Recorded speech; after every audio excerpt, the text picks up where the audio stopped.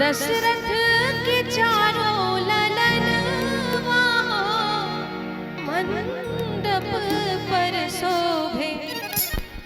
अरे दशरथ के चारों ललनवा मंडप पर शोभे। दशरथ के चारों ललनवा मंडप पर शोभे। दशरथ के चारों ललनवा मंडप पर शोभे। दशरथ के चारों ललनवा मंडप पर शोभे।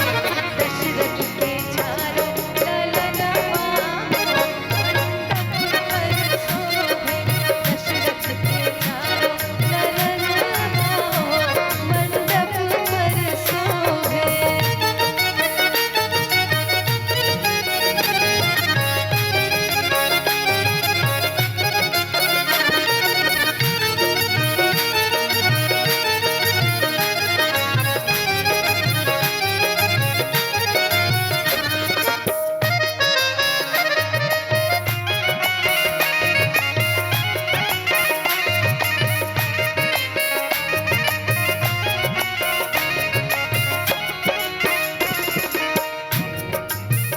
कहाँ शोभे मुंज के डोरिया।